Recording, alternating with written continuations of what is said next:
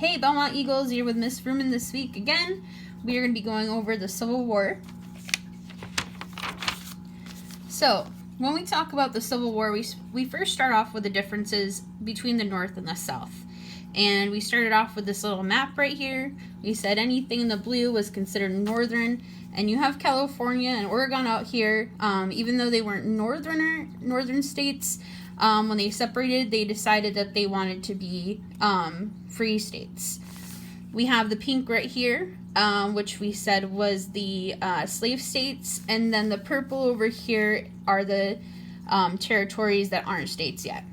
So, American people could not agree on slavery. The northern states stopped allowing slavery in 1804. Many of the people in the northern states worked in factories, and they had small farms. In the southern states, slavery was still very important because they had large farms, they had an agricultural economy, and they needed slaves to work on them. The economy of the North was industrialized, and the South was agricultural. The country was growing, and there were new states being added. The North wanted the new states to be free states or states that did not allow slavery. The South wanted the new states to be slave states. We have some important people and events leading up to the secession and the war. So you have Nat Turner. He led a revolt against slavery in Virginia. A revolt is a violent fight. Slaves would do things to resist or act against slavery. So they would break tools, they'd fake being sick, or they would work really slow. You also have Harriet Tubman, who supported secret routes that Africans used to escape. This was called the Underground Railroad. And she was considered an abolitionist, she was a person that worked to end slavery.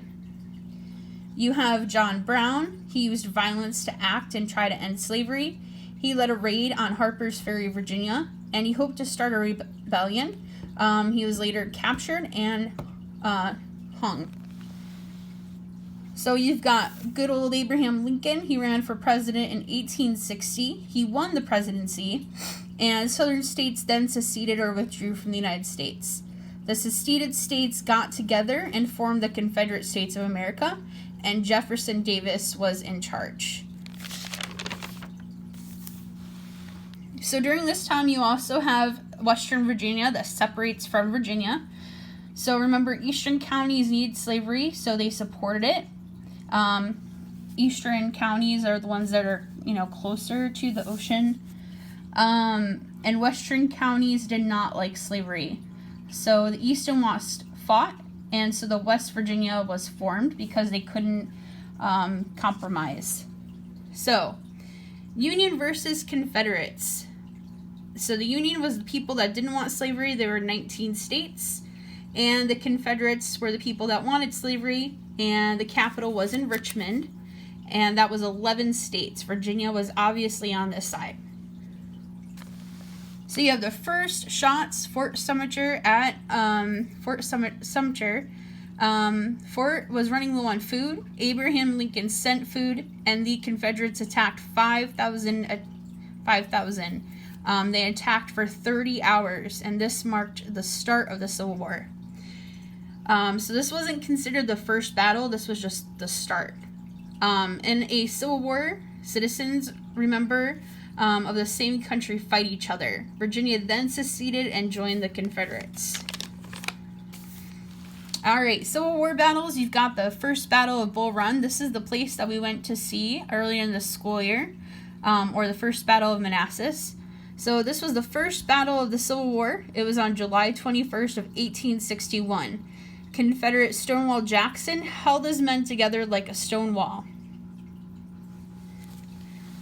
You have the Merrimack and Monitor. So the Monitor was the Union ship, the Confederate ship was the Merrimack. And these ships were called ironclads. They were covered with iron plates. So President Lincoln ordered a blockade. Confederate ships couldn't move, and ships fought for 3 hours. Cannons had little effect on the ships. And the battle ended in a draw or no winner. So it took place in Virginia waters, in the bay.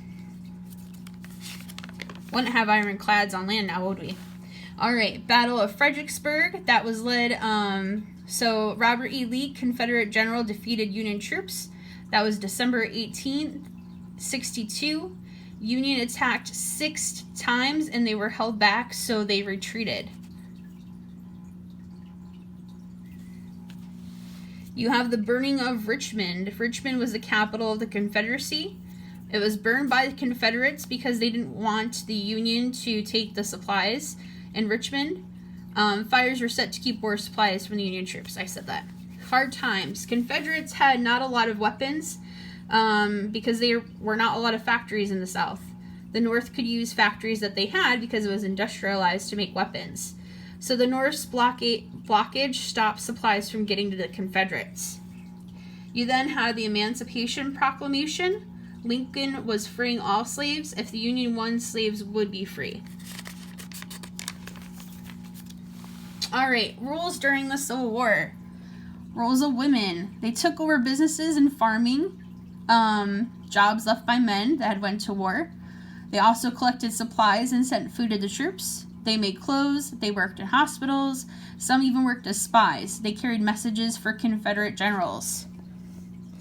The role of American Indians. Both sides wanted the support of American Indians, but most did not take sides. However, Southern Indians stayed loyal to the Confederacy, and some tribes like the Cherokee adapted the South way of living.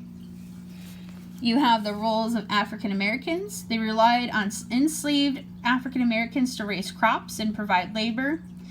They were forced to work in factories, build forts, and deliver supplies to soldiers. Few escaped to the North, and some free African Americans in the South supported the Confederacy because it would protect their limited rights. I can never say this correctly.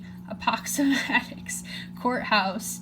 So Ulysses S. Grant was in charge of the Union, and Lee soldiers, so the Confederates, were tired and didn't have a lot of supplies. The Union surrounded them, and Lee surrendered. So on April 9th, 1865, Lee, which was a Confederate general, met Grant, which is a Union general, at the Appomattox Courthouse. Lee signed that he officially surrendered. The Civil War was officially over, and the Union had won. All right, Belmont Eagles, I hope that you're having a good week. And we have one more journal walkthrough to go through. And stay healthy and safe.